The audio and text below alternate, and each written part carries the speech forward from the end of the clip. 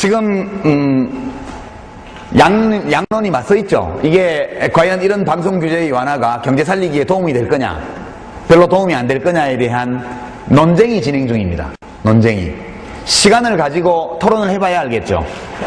근데 이거를 왜 작년 12월 하순에 갑자기 제출을 해가지고 뭐 국회의장이 직권상정에서 그냥 방망이를 치려고 그랬을까? 무엇 때문에 이렇게 서두르는 걸까? 이런 의문들을 많이 제기합니다. 만약 이 미디어법 개정이 저렇게 이루어지고 그 다음 단계로서 MBC라든가 KBS의 민영화와 관련된 개별 법률에 대한 개정안이 또 제출된다면 이 싸움이 계속되겠죠, 아마. 그러나 MBC, KBS와 무관하게라도 이 미디어법 개정이 이루어지면 우리 방송시장은 어마어마한 구조조정의 태풍에 휘말리게 돼 있습니다. 근데 이거는 방송 종사자들 사이의 문제죠. 우리 문제는 아니죠. 라고 생각할 수 있습니다. 근데 이게 어떤 문제를 안고 있냐 하면 이런 겁니다. 제가 우려하는 거는 인식론적인 건데요. 우리는 정보의 바다에 살고 있죠. 여러분도 저도 요즘 인터넷까지 있기 때문에 신문, 방송, 책 이런 전통적인 매체뿐만 아니라 접속해서 클릭하면 수많은 정보가 날마다 쏟아져 나옵니다. 근데 그 정보가 참인지 거짓인지 또는 이 정보의 가치가 높은지 낮은지를 잘 알기가 어려워요. 그죠? 너무나 많은 정보를 우리가 만나기 때문에 그 정보의 진위 여부 또는 그 정보에 포함되어 있는 가치의 크기가 어느 정도인지를 일일이 직접 테스트하고 살아가려면 너무 힘들죠. 그래서 우리가 어떤 방식으로 대처하냐면 웬만한 것은 그러려니 하고 받아들이는 겁니다. 그죠? 웬만한 것은 그러려니 하고 받아들이고 아주 중요하다고 생각하는 거 또는 내가 직접 관련된 거 이런 것만 그 정보의 진위 여부에 대해서 또는 이 정보가 가진 가치의 수준에 대해서 생각해 보게 됩니다. 사실은 우리들의 일상적인 삶을 살아가는 우리들의 의식을 지배하는 것, 우리가 모든 정보의 진위 여부를 직접 테스트할 수 없기 때문에 우리에게 어떤 정보가 주어지느냐에 따라서 내가 직접 관련되어 있지 않은 대부분의 문제에 대해서 우리들은 누군가가 준 정보에 묻히게 돼, 따라가게 되어 있습니다. 그렇죠? 안 그러고는 살 수가 없어요. 웬만한 거는 그렇게 따라가야지. 결국은 이 세상에 대한, 세계에 대한, 삶에 대한 또는 우리가 살고 있는 이 공동체에 대한, 이웃 나라에 대한, 또 우리 자신과 나와 타인의 관계에 대한 모든 문제들이 주로 누가 미디어를 장악하고 어떤 정보를 주느냐에 좌우된다 이렇게 볼 수 있는 거죠. 전통적인 언어로 하면 세뇌라고 말할 수도 있고 뭐 좀 비전통적인 그런 표현에 따르면 그냥 일정한 선입견, 고정관념을 그냥 따라서 살게 돼 있는 거예요, 우리가. 우리가 바라는 것은 모쪼록 이 정보를 걸러서 가공해서 우리에게 제공해주는 어떤 사람들이, 언론인들이죠. 주로. 미디어의 관리자들이죠. 이 사람들이 특별히 나쁜 목적을 가지고 그걸 하거나 그렇게 하지 않았으면 좋겠다. 그리고 나쁜 목적이 없는 경우에도 너무 자기 목적에 그걸 종속시켜가지고 정보를 자기의 목적을 달성하기 위해서 거기에 유리하게끔 일부러 가공하고 왜곡해서 우리에게 정보를 쏴주지 않았으면 좋겠다. 또는 모두가 그렇게 자기 주관적인 욕망에 따라서 또는 시각에 따라서 그렇게 한다면 서로 다른 시각을 가진 많은 주체들이 있어서 이런저런 각도에서 상이한 각도에서 편집되고 가공된 정보들을 다 싸줬으면 좋겠다. 그럼 우리가 취사선택할 수 있으니까 이렇게 기대할 수밖에 없겠죠. 근데 만약 우리의 현실이 그렇지 않고 거의 모든 주요한 미디어와 그 미디어를 통해서 제공되는 정보의 내용, 그 정보를 가공하는 방식, 이런 것들을 특정한 경향성을 가진 누군가가 거의 모든 미디어를 다 장악하고 자기의 목적에 맞게 데이터를 가공해서 우리에게 제공한다면, 그리고 그와 다른 시각을 가진 정보는 거의 우리에게 제공되지 않는다면, 그렇다면 우리는 자기 자신도 못 느끼는 사이에 빅브라더에게 끌려다니는 게 되는 거죠. 의식을 지배하는 자가 세계를 지배하는 겁니다. 이 미디어의 문제라는 것은 단순히 경제적 효과라는 문제를 넘어서서 지금 이 보고서 두 개를 보면 과연 이러한 규제와나 방송신문 겸용규제 또는 대자본의 지상파 혹은 보도채널, 종합채널의 진입규제 이런 것들을 풀어버림으로써 실제 우리 국가적인 또는 국민적인 경제적 이익이 있느냐, 이것이 논란이 되어 있는 상황입니다, 지금. 근데 일부 경제적 이익이 있다고 하더라도 이렇게 하는 것이 다른 측면에서 우리들의 삶을 해치는 것은 아닐까, 이 논쟁을 해봐야 되는 거죠, 지금. 만약 이 두 가지의 겸용규제와 진입규제를 다 풀어버린다면 무슨 일이 생길까, 그렇게 생각해 보는 겁니다. 지금 우리 국민들은 미디어 중에서 전통적인 텍스트 미디어인 신문은 텍스트만 있는 게 아니죠. 사진도 있으니까. 반점은 멀티미디어입니다. 신문도. 사진, 제목, 텍스트, 그 다음에 텍스트와 사진의 관련, 이런 걸 통해서 우리에게 어떤 의미를 전해줍니다. 계속해서. 우리가 일상적으로 읽는 신문들은 70%내지 80%의 정보량이 동일한 시각, 동일한 이해관계, 동일한 세계관, 동일한 작업 방식을 가진 사람에 의해서 장악되어 있습니다. 그렇죠? 그와는 상이한 입장을 가진 정보 제공 주체는 아주 적습니다. 그런 상황에 우리는 살고 있죠. 근데 우리는 거기 중독되진 않아요. 왜냐? 다른 미디어가 있으니까, 인터넷 같은 미디어가 있으니까 시정 점유율이 50%인 신문과 10%인 신문을 포털에서 같이 비교해 볼 수 있죠. 그래서 많은 부분 인터넷이라는 뉴미디어를 통해서 신문이라는 텍스트 매체, 전통적인 매체의 편향성을 각 개인들이 어느 정도는 극복해 나갈 수가 있습니다. 거기다 방송은 또한 신문과 똑같지 않죠. 근데 만약 이 모든 것들이 한 사람의 손에서 장악된다면 무슨 일이 벌어질까? 그런 거죠. 예컨대 지금 신문시장은 조선중앙동아일보가 완벽하게 장악하고 있죠. 그들이 그 신문을 운영하는 사람들은 특정한 세계관을 가지고 있고 특정한 가치체계를 가지고 있고, 그리고 자기가 가진 가치체계나 지향을 국민들에게 전달해야 되겠다는 목적의식을 가지고 있고, 단순히 목적의식을 가진 게 아니라 그 목적을 관철하기 위해서 상당히 논란이 있는 방식으로 정보를 가공하고 있는 게 사실입니다. 그렇죠? 그리고 그런 짓을 하고 있음에도 불구하고 많은 지식인들이 두려워서 그들이 그런 짓을 하고 있다는 걸 말을 못해요. 근데 그들이 신문만 가진 것이 아니고 방송까지 가지게 된다면, 예를 들어서 MBC는 조선일보 방송이 되고 KBS ETV는 중앙일보 방송이 되고 또 뉴스 전문 채널은 동아일보 방송이 된다면, 그러면 방송과 신문 사이에 서로 다른 견해, 서로 다른 시각, 서로 다른 정보의 가공 방식이라는 차이는 없어지는 겁니다. 전일적으로, 그러니까 겸용규제를 푼다는 것은 곧 그런 뜻입니다. 이게 더하기. 실제 미디어를 누가 지배하고 있는가 하면 신문사나 방송사의 오너나 경영진이 지배하고 있기도 하지만 광고주가 또한 지배하고 있습니다. 광고주가. 최근에 경향신문과 한겨레신문에는 대기업의 광고가 거의 없습니다. 경향신문이나 한겨레신문 저도 요새 별로 안 좋아해요.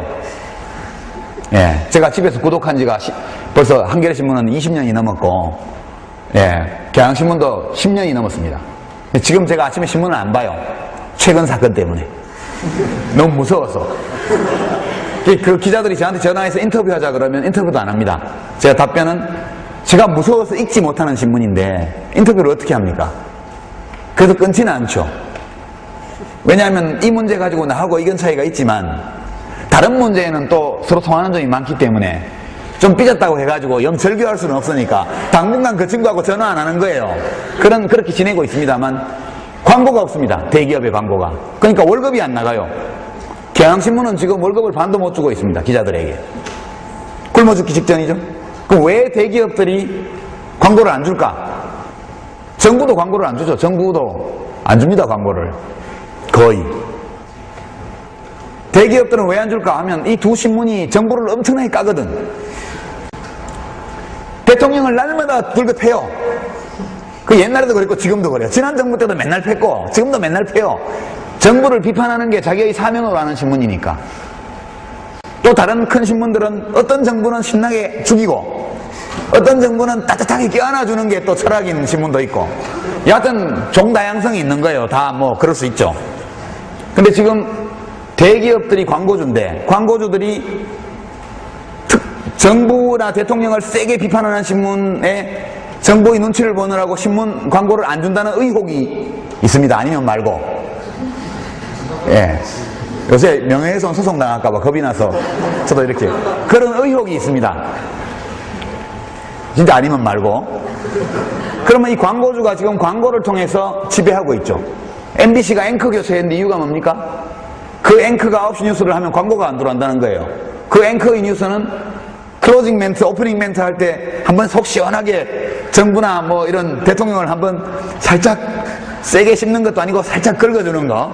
그런 묘미 때문에 시청자들은 좋아했는데 정부에서 싫어하니까 대기업이 광고를 안 주는 겁니다. 그래서 앵커를 교체해요. 그러니까 실제 미디어에서 9시 뉴스의 메인 뉴스의 앵커를 교체할 수 있는 힘을 가진 게 광고주입니다. 근데 이 광고주는 누구냐? 다 재벌이에요. 재벌, 대기업. 그럼 이 대기업들이 방송국도 가지게 되면 광고를 통해서 신문을 지배하고 방송을 반쯤 지배하고 있는 이 대기업들이 이제 광고를 통해서뿐만 아니라 아예 그 신문과 방송을 소유하게 되면 그럼 무슨 일이 벌어질까? 완벽하게 이제 지읒지읒 이런 이니셜을 가지고 있는 똑같은 시각과 똑같은 철학과 똑같은 보도 방식을 고수하고 있는 이 신문들이 신문 시장을 완전 장악하고 있고 그들과 광고 시장의 대부분을 차지함으로써 미디어를 통제하고 있는 대기업 재벌들이 손잡고 방송사를 소유했다. 그러면 전국적으로 포탈까지 다 지배하는 겁니다. 전국적으로. 왜냐하면 포탈에 다른 컨텐츠를 제공을 할 수 있는 마이너리티 그룹이 존속하기 어려워지기 때문에. 그럼 전국적으로 이 모든 시사, 교양, 보도와 관련되어 있는 모든 미디어가 하나의 정향성, 하나의 세계관, 동일한 보도 방식, 심지어는 왜곡과 과장과 조작과 누락을 서슴지 않는 그와 같은 과도한 애국심과 사명감을 가지고 있는 집단에게 완벽하게 미디어가 장악되는 사태가 벌어지는 거죠. 이렇게 되면 정부가 뭐 어디 방송사 사장을 마음에 드는 사람을 임명하려고 노력을 한다든가 또는 기존에 하고 있는 사장을 쫓아내기 위해서 감사원을 동원한다든가 이런 거 필요 없어요. 가만 내버려둬도 자동적으로 한나라당과 같은 보수정당, 대재벌 그리고 지읒지읒 티격과 같은 큰 신문 그 다음에 그 신문에 기고하는 보수적 지식인들 이 카르텔이 대한민국을 완전 지배하게 되는 겁니다. 미디어를 지배하는 자가 의식을 지배하고 대중의 의식을 지배하는 자가 권력을 통제하게 되어 있습니다. 그러니까 지금 이 미디어법에서 겸용규제 그리고 진입규제를 완전히 푼다는 이 정부 여당의 개정안이라는 것은 전국적으로 모든 종류의 미디어를 하나의 손 아래 결집시킴으로써 항구적으로 대한민국을 50년, 60년간 지난 10년만 빼고 대한민국 건국 이후에 지난 10년을 제외하고 나머지 50년 이상을 지배했던 지배 카르텔의 완벽한 완성을 이야기를 하는 겁니다. 이렇게 되면 재벌과 조중동과 보수 지식인들, 보수 정당이 주인 노릇을 하고 우리들은 그들이 주는 미디어를 통해서 주는 정보를 받아먹으면서 행복하게 살아가는 멋진 신세계가 우리를 기다리고 있는 거죠. 좀 과장된 주장이겠죠? 이 주장은. 그러나 그런 위험성이 존재하고 있다는 것이 이 미디어법을 볼 때 제가 가지고 있는 느낌입니다. 제가 요새 저 사람이 요새 무슨 전에 자기가 모시고 일하는 사람 붙들리 가고 막 분리 다니고 그것 때문에 되게 신경질 났는가 보다. 여러분 그렇게 생각할 수도 있겠지만 그건 뭐 별개의 문제입니다. 그거는 그거대로 그 문제대로 있다 하더라도 여러분들이 이 미디어가 주는 해악에 대해서 좀 더 진지하게 고민하고 싶으면 저 민음사에서 나온 책인데요. 카타리나 블룸의 잃어버린 명예라는 소설이 있습니다. 그래서 노벨 문학상을 1972년도에 수상한 독일 작가 하인리히 벨이라는 소설가가 쓴 소설인데 아주 얇은 소설입니다. 카타리나 블룸의 잃어버린 명예라는 소설입니다.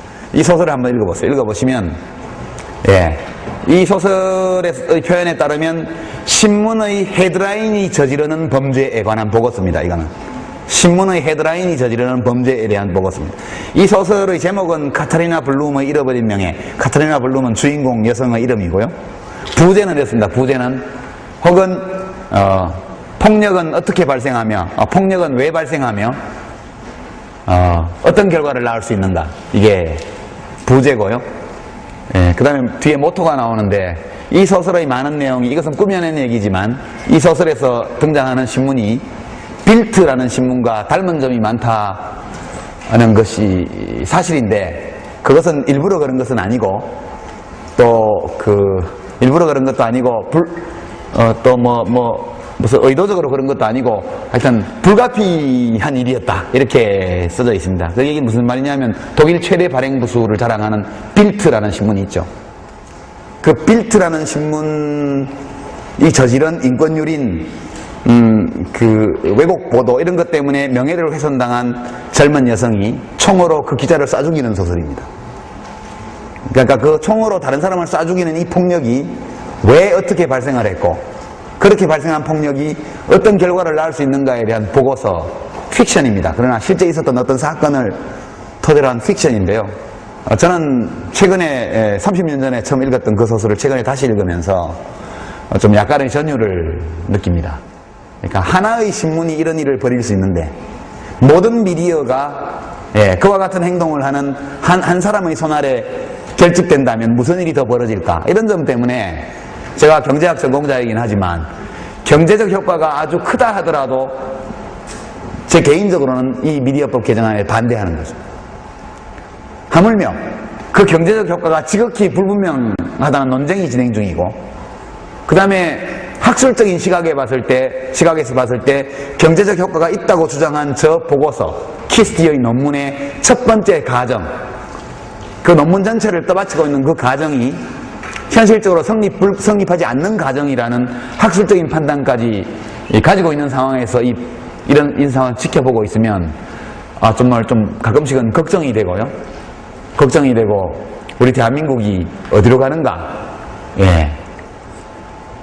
그런 생각이 좀 듭니다. 혹시 앞으로도 제가 큰 신문사에서 굉장히 성격 나쁜 사람으로 묘사되는 기사가 나온다면 거기는 이런 깊은 사연이 있다는 점을 여러분이 좀 헤아려 주시기를 부탁을 드립니다. 오늘 질문 안 받고 그냥 끝낼게요.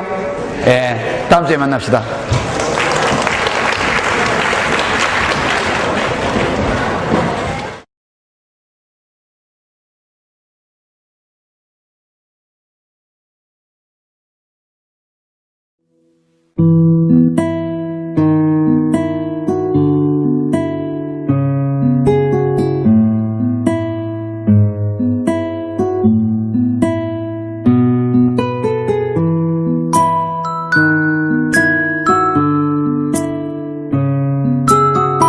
모쪼록 이 정보를 걸러서 가공해서 우리에게 제공해주는 어떤 사람들이, 언론인들이죠.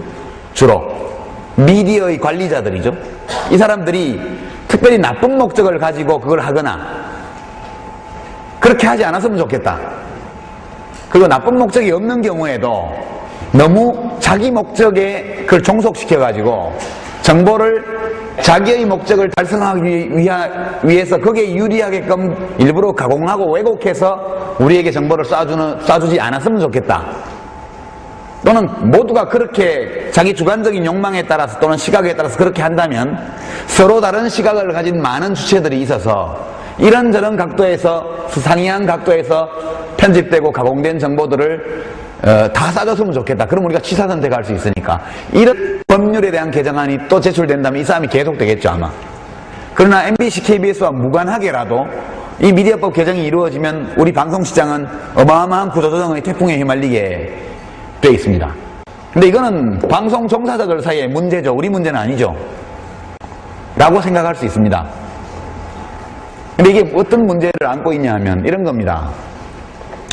제가 우려하는 거는 인식론적인 건데요. 우리는 정보의 바다에 살고 있죠. 여러분도 저도 요즘 인터넷까지 있기 때문에 신문, 방송, 책 이런 전통적인 매체뿐만 아니라 접속해서 클릭하면 수많은 정보가 날마다 쏟아져 나옵니다. 근데 그 정보가 참인지 거짓인지 또는 이 정보의 가치가 높은지 낮은지를 잘 알기가 어려워요. 그죠? 너무나 많은 정보를 우리가 만나기 때문에 그 정보의 진위 여부 또는 그 정보에 포함되어 있는 가치의 크기가 어느 정도인지를 일일이 직접 테스트하고 살아가려면 너무 힘들죠. 그래서 우리가 어떤 방식으로 대처하냐면 웬만한 것은 그러려니 하고 받아들이는 겁니다. 그죠? 웬만한 것은 그러려니 하고 받아들이고 아주 중요하다고 생각하는 거 또는 내가 직접 관련된 거 이런 것만 그 정보의 진위 여부에 대해서 또는 이 정보가 가진 가치의 수준에 대해서 생각해 보게 됩니다. 사실은 우리들의 일상적인 삶을 살아가는 우리들의 의식을 지배하는 것, 우리가 모든 정보의 진위 여부를 직접 테스트할 수 없기 때문에 우리에게 어떤 정보가 주어지느냐에 따라서 내가 직접 관련되어 있지 않은 대부분의 문제에 대해서 우리들은 누군가가 준 정보에 묻히게 따라가게 되어 있습니다. 그렇죠? 안 그러고는 살 수가 없어요. 웬만한 거는 그렇게 따라가야지. 결국은 이 세상에 대한, 세계에 대한, 삶에 대한 또는 우리가 살고 있는 이 공동체에 대한, 이웃 나라에 대한, 또 우리 자신과 나와 타인의 관계에 대한 모든 문제들이 주로 누가 미디어를 장악하고 어떤 정보를 주느냐에 좌우된다 이렇게 볼 수 있는 거죠. 전통적인 언어로 하면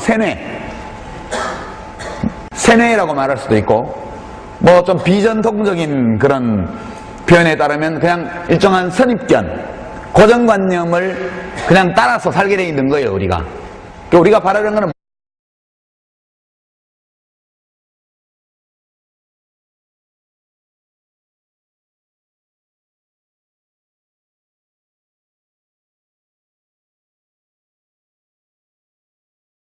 지금 양론이 맞서 있죠. 이게 과연 이런 방송 규제의 완화가 경제 살리기에 도움이 될 거냐 별로 도움이 안 될 거냐에 대한 논쟁이 진행 중입니다.